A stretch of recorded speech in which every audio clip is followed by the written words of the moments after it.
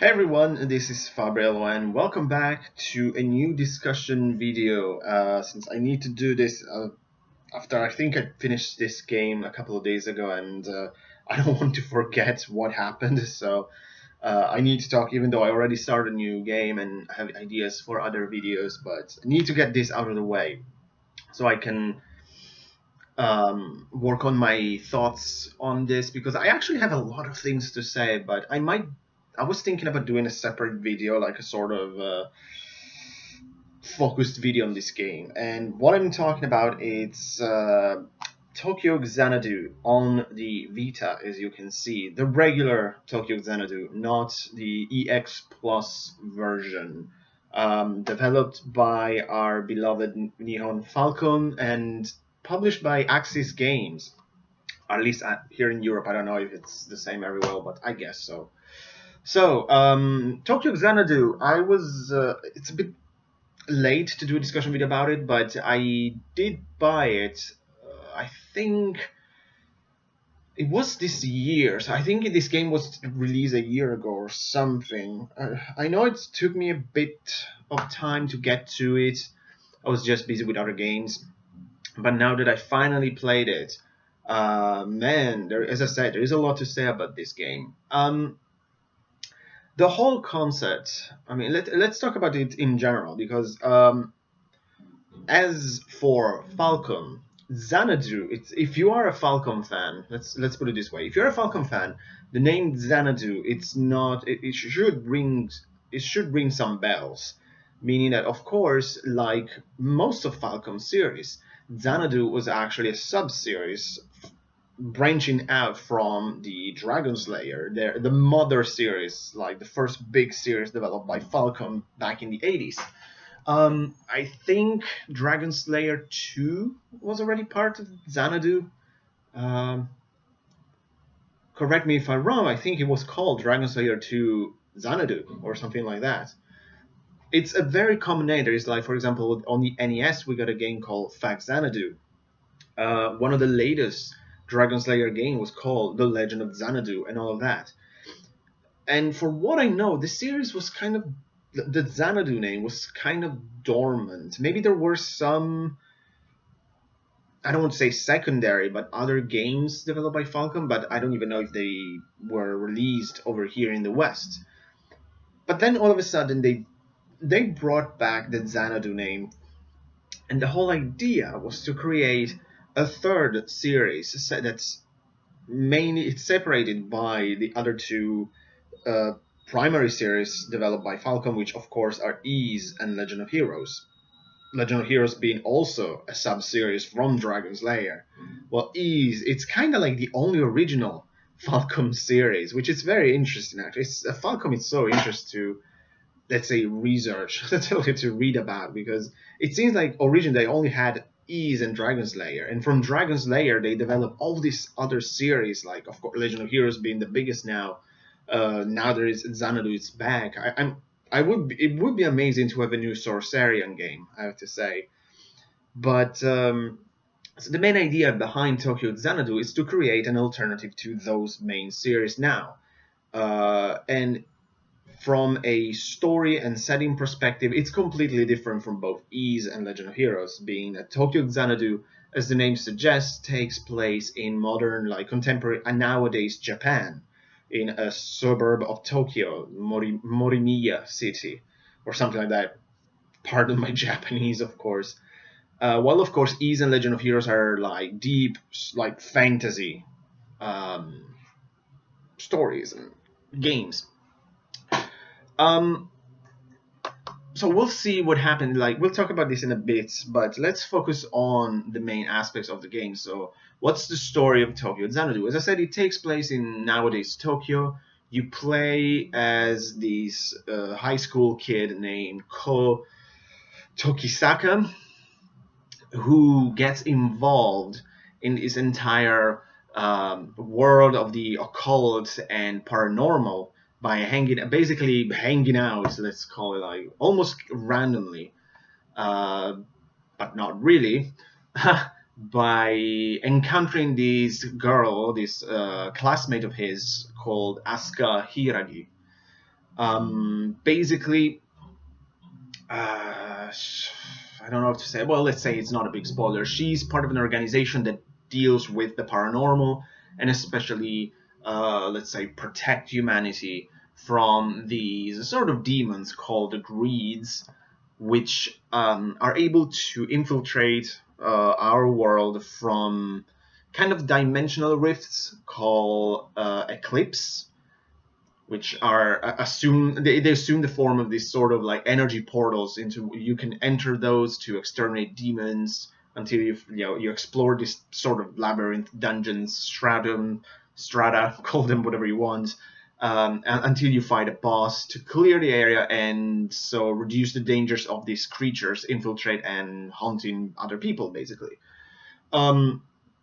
So Cole decides to hanging around Asuka, and progressively more of his circles of friends and classmates get involved into this activity until progressively they realize that something big is going on. More mysterious characters starting to appear until like a big, of course, event threatens to destroy the city basically, and of course it's only up to you to save the day. Excuse me.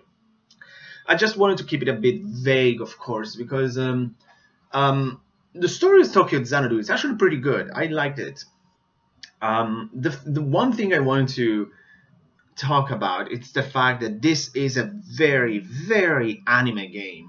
So if you don't like anime, stay away from Tokyo Xanadu, because it gives the feeling of being a feeling of playing an anime, and not just because of like the obviously this is a JRPG, so naturally feels like an anime, but this more than others. Like I'm currently playing a JRPG on my PSP, and it's so different. I mean, it's, as I said, the feeling, the structure of the story, the character archetypes, it's just out of an anime, and it's kind of a plus and a minus at the same time for me, because certain things are very predictable because they're so anime. Certain characters, you're going to expect certain things from them, and there's certain reactions, certain interactions. And there's everything out of Japanese culture. I mean, there's everything. Like there's the childhood friends, of course, which is there's nothing wrong with it. There's the idols, of course, and they're also a big part of the story, like huge. I mean, and like the idol character, she's like one of the best character, but to me at least.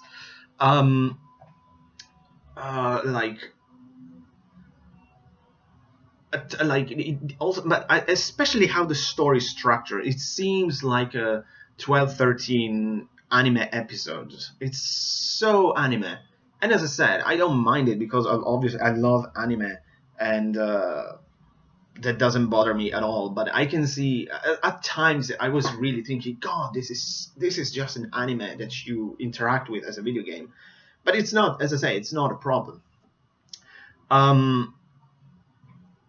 Gameplay wise, Tokyo Xanadu is an action RPG. It's an hack and slash action RPG.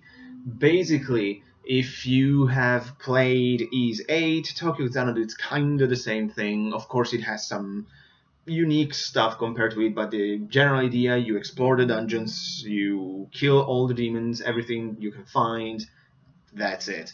I'm saying like this, but if I have to be honest, I like Tokyo Xanadu more than Ys 8.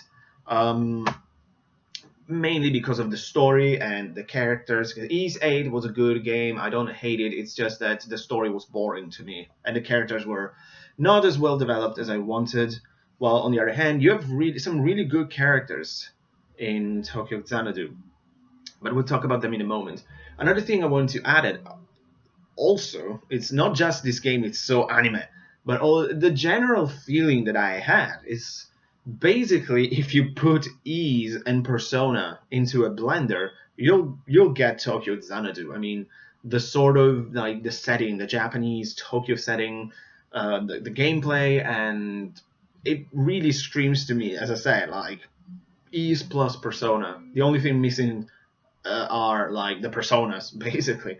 But in a way, you can see the personas as the weapons, because the idea is that just like every of these paranormal, occult anime and manga, say Yu Yu Hakusho, Bleach, and all of that, only a certain few people can actually see and feel the eclipse, the demons, the greeds, and all of that. Well, the majority of people cannot. So also that it's very, very borrowing from those. I mean, as I say, it felt like a sort of toned down version of Bleach, kind of, sorta. Again, which is not a bad thing, because personally, I really, really like this sort of anime or manga that deals like this sort of shonen manga and anime that deals with like the paranormals, and again, people summoning special weapons to fight against demons and stuff like that. I like that stuff. I really like it. So, and overall, even though I really, really summarized it, the story is pretty good, even though I think, and that's where I was thinking about doing a separate video on it. Personally, I think the story should have ended much earlier. Like, the entire final chapter, basically, I think should have been kept for another game, kind of. Because there is a big moment where there's a big cliffhanger that to me was perfect to stop the story there, to have this kind of what the fuck kind of cliffhanger, and then bring like a new game focused on the consequences of that cliffhanger and all of that. But that's just me, of course. And as I say, I'll talk about it later in a spoiler-filled video. So in here, I try to avoid all of that. So let's talk about the characters, because contrary to Ys 8, since this game is very, very similar to that, I really like this cast of character. I mean, these are not, I wasn't invested into them as I say Legend of Heroes characters, but I like this cast of character. Basically connected also, no, let's start with them first. As I said, there is Ko and Asuka, the main characters. Others that you will meet and also will join your party, you get Sora, Yuki, who are there, Shiho, Mitsuki, Rion. Try to remember their names. It's all these Japanese names sometimes are confusing. Someone's missing. Oh yeah, there's another character who joins later. So it should be it, actually, too. Yeah, I think it should be it. But you got up until, I think, 8 characters or something like that. And basically you can explore the dungeons with 3 characters at the time. So before entering a dungeon, you have a sort of like a screen which allows you to see the monsters, at least the general attributes, so you can select the best possible weapons and party members before exploring. And character-wise, as I said, I like them. They are very, very, as I said before, stereotypical archetypes of anime characters. You got the friend, you got the delinquent, you got the idol, you got the... Surprisingly, there wasn't no tsundere character, which is really a breath of fresh air from a Japanese game. And also, in a way, from a Falcom game, because between that girl, I don't remember her name, from Ys 8, and Alisa from Treasure Cold Steel, I was really getting annoyed with Falcom tsunderes. So, because Asuka is not, absolutely not, she's more of an Ice Queen kind of character, for the most part. Ryun, it's not, Mitsuki, it's not, Sora, it's not, so there are no tsundere, which was like, wow, an anime game with a tsundere? What's going on? Are you breaking from the formula? Of course, all the characters have their backstories, their motivations, some issues that are explored throughout the different chapters into which the story is divided. But I would say, like, the story gets really interesting to me, especially from the, let's say, the chapter focus on the delinquents. That's interesting. That was a good chapter. And the chapter focus on the idol. Those were the best, I think. And then, of course, like the final chapter and the epilogue, all of that. But overall, I think my personal favorite characters are Rion and Shiho. So the idol and the delinquent. I think those were the most interesting in terms of like backstory and character models and all of that. One thing I should add definitely is the fact this game is entirely voice acted in Japanese. More anime again, more anime feeling kind of thing, because they also speak in Japanese. They hold these Japanese names and all of that, and it's not a bad thing. It's just it's really to your face, and you need to like this stuff, or it's really going to turn you off completely. But obviously, you're not going to play a game like Tokyo Xanadu if you're not into JRPGs and Japanese things, let's say like anime. Gameplay wise, as I said, this is basically the same thing, and it's an hack and slash action RPG. It plays very similarly to Ys 8, so you attack your enemies, you dodge a lot, you explore these dungeons, and it's really good. I like it. As I say, Ys 8 was very good in gameplay department. This is very similar.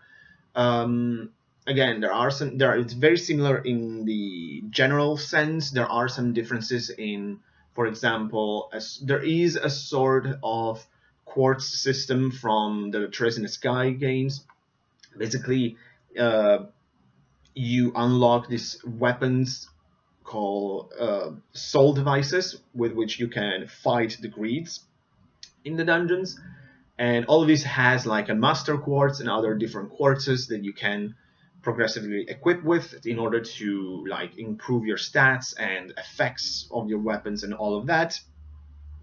And for the most part, you can also exchange the master quartzes, but not as much as in Treasure Called Steel, with the exception like the main character Ko. You can be equipped with every master quartzes, while the others they have only 2 elements. So maybe you have a character with, I don't know, a fire quartz, and he can be equipped with, say, steel or shadow, but it's just one or the other. So they only have an option between 2 classes of master quartzes, while the main character, as I said, you can customize him as much as you want. So that's it's a different from Ys 8, but it borrows from Legend of Heroes, which is it's good, of course. I love the quartz system. It gives that materia system nostalgic feeling, which I always loved. I love those kind of systems in my RPGs. So I also mentioned like there are some like because we have courses and, as I say, like different elements, those play an important role in how you approach the dungeons and how you fight the enemies and the bosses. Basically, there are I don't remember how many now on the top of my head. So there are like fire, spirit, wind, steel, shadow. I think those are the main elements. Pretty sure that's it actually. So, and of course it plays as a sort of rock paper scissors. So one is strong. It's a sort of like spiral. It's like fire is strong against, say, there are enemies vulnerable to fire, others vulnerable to steel, and so on and so forth. So you get the idea as a sort of rock paper scissors. So it's also important in order to strategize your main character equipment and how which party members you decide to bring, and as of course a consequence your equipment. So there is some decent customization in the gameplay, and basically I was focused mainly on some characters I like the most. But as I said, by the end of the day, by the end of the game I was kind of like attached to all these characters, some more than others. Of course, it's normal. And the cool thing is the cool and frustrating things, but it didn't really make a difference at the end of the day, because I'll talk about it in a moment. There are some bosses who actually change their vulnerability, elemental vulnerability, like during the battle. So maybe for a while it is vulnerable to steel, but all of a sudden it changes to spirit. And of course you're stuck with 3 characters. You cannot change the layout of the party until you reach basically a save point, which by that usually there placed in kind of useless position, like either like by the halfway point of the dungeon or before the boss battle. But at that point, like, you don't really need to change your party because you're already clear the entire dungeon, unless you want to change it for the boss battle. But why should you? So that's a bit weird. Honestly, I don't know how to manage the fact that you can change parties continuously. It's not really that kind of game, but I didn't mind it. It's just something I was thinking out of my head now. Connected to the gameplay, there's something I need to address. It's not. I was just moving my chair. It's not a problem, but I needed to address this. The game, as I played it, it's ridiculously easy. Of course, I played on normal. I know there are also higher difficulties. There is nightmare and whatever, and also there's easy. I cannot imagine how easy it would be on easy, considering how stupidly easy it was on normal. But again, of course, yes, I played on normal because I don't care because I'm not going to replay this on nightmare or whatever. I don't need to. Because I don't play my games like that. I'm not a completionist. I finished the game, I unlocked the true ending, I'm happy. I'm probably never going to play this again, even though I liked it. But the fact that I never saw the game over screen, not once. I don't think any of my character they never ever died on a battle. Sometimes some of them reach really low health on boss battles mainly, but that's about it. For the rest of the game, I never had trouble. Never, not once. And I know it's not really a problem, and as I said, I cannot stress it enough how much, like, I played on normal. Yes, it's my fault. If I want a challenge, probably I should play it on Nightmare, Inferno, Pure Evil, those kind of things. But I don't really care about that. I just want to enjoy the story and all of that.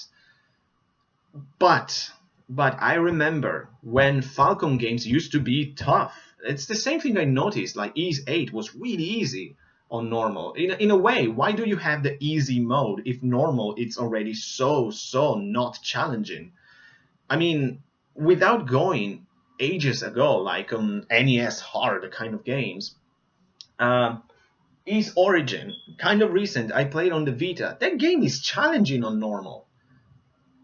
So that's something I need to address. I mean, I want a challenge, but not, I mean, without playing on the hardest difficulties to the game being unplayable. Probably, I mean, if this is normal, I guess that Nightmare is kind of the actual normal. So yeah, remember when games used to be challenging even on the normal difficulty without being cheap or anything. I know I should just play on a Nightmare or whatever, but again, Falcom games used to be tough. Now they're easy, very, very easy. It's not a problem. It didn't ruin my enjoyment of the game. So as I say, hey, I never saw the game over screen. I noticed that. I mean, just call it easy or put it like super easy, you know? So yeah, I just wanted to address that. Let's talk about the music. Of course, this is a Falcom game. I was really, really interested in the music. And I have to say, it's a good soundtrack. It's a good soundtrack. There are some really, really good tracks here and there. I was not impressed. I mean, as I said, it's a good soundtrack. There are some really good tracks here and there, but it's nowhere near as good as Ys or Legend of Heroes, I have to say. At least to my taste. And especially Ys. For example, Ys 8, with all the shit I gave that game, the music was amazing. I really like the soundtrack of Ys 8. Tokyo Xanadu, it's a good soundtrack, but considering it's from Falcom and JDK, I was expecting better. But it's like, if I have to score the soundtrack, say it's a solid 7, 7.5. It's good. It's just not amazing. Some of you might disagree with me, but it's my taste. What else? I think there was something else I wanted to mention. In general, I mean, I believe I offer you a general idea. I really enjoyed Tokyo Xanadu. I think there is a lot. Generally, let's say this before ending. Actually, I think this game could have been bigger in a way. I mean, I spent 50 hours, so it's not bad. Roughly 50 hours on it, as I said, because I also unlocked the true ending, which was very, very heartwarming, of course. Um, and But I think there are a lot of elements could have been explored more. I think, for example, like this big organization fighting the paranormal. They're just mentioned but not explored. I wanted a bit more on that. Um, and certain story elements I think were a bit too cliche or too predictable. But I might, do, as I said, I might do this focus video. We'll see. Um, where I was going with this, I completely lost my train of thoughts. Well, whatever. But overall, it's a really solid action hack and slash RPG. If you like the genre, definitely give it a shot. As I said, to me, this is better than Ys Ace personally, because I love this kind of story. I love like occult paranormal anime, though with the shonen taste. For what I understand, Falcom is seriously considering a sequel to Tokyo Xanadu. I mean, if they want to create a sort of alternative to Ys and Legend of Heroes, they really need to do it, because basically they only got those series, which are amazing. I love them, but the more Falcom series and original IPs we have from them, the better, right? So Tokyo Xanadu has a lot of potential. It just needs to be properly exploited, because by increasing like the scope of the story and building a proper universe, I would say a Tokyo Xanadu verse. Oh my god, let's call it a Xanadu verse. Let's call it like that. There is a lot of potential. You can be basically, I don't know why I have this voice in my head screen like a sort of Buffy verse. I don't know, because probably I was reading something about Buffy the other night, so that's why I can't. But in a way, it kind of is if you think about it. It's kind of, sort of. Yeah, but by expanding the story, it's the scope of the story, by introducing more characters, maybe not being a bit less anime and mix different things and tackle new topics. There's a lot they can actually squeeze out of this. Also because one thing that I've noticed, especially by the end of the game, there isn't, I didn't see a true villain in a way. I mean, there are some characters which are like, there's one, it's kind of mysterious, but then it's revealed. It was a sort of a letdown to me, the White Shroud, personally. Like, there is that guy, I cannot say for spoilers if you haven't played it, which it seems is an antagonist, is opposing you, but then he's actually a good guy. So I would say, okay, who's the villain then? I mean, yes, there is like that huge thing like the Twilight Apostle, but it didn't really feel that villainous in a way. I mean, it is, but it didn't give me the feeling of a final boss from a JRPG. You know what I mean?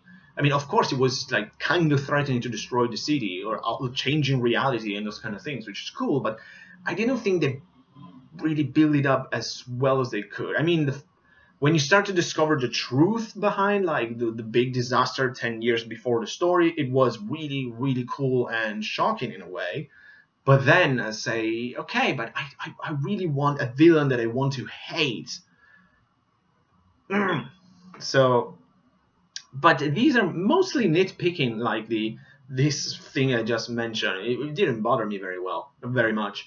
The difficulty, it's just a personal thing that I've noticed. But again, I played on normal, so I suppose I'm to blame, I guess. No, I'm not, but I cannot stress it enough. Falcom games used to be hard on normal, and now they're super easy. So I don't know.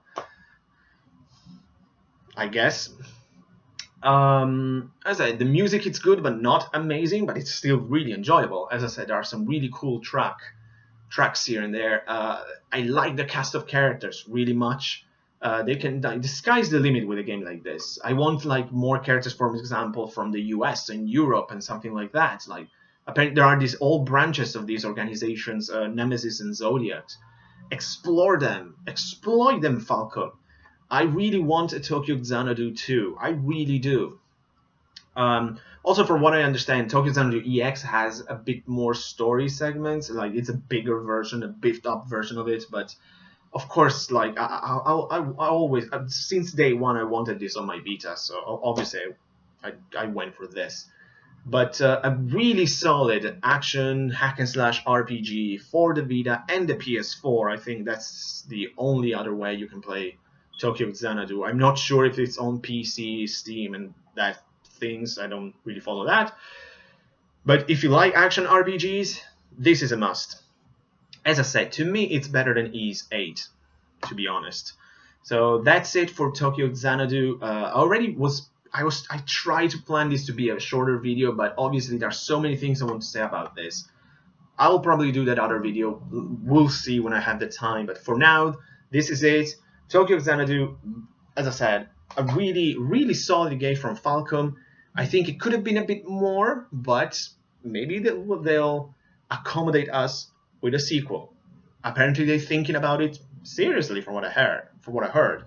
And if they want to create this alternative to Ys and Legend of Heroes, they really need to. So we'll see what happens. I'm really excited by the possibility. Maybe Tokyo Xanadu 2 on PS4 and Switch, for example. Or in the meanwhile, they could release Tokyo Xanadu EX for the Switch. Who knows? We'll see.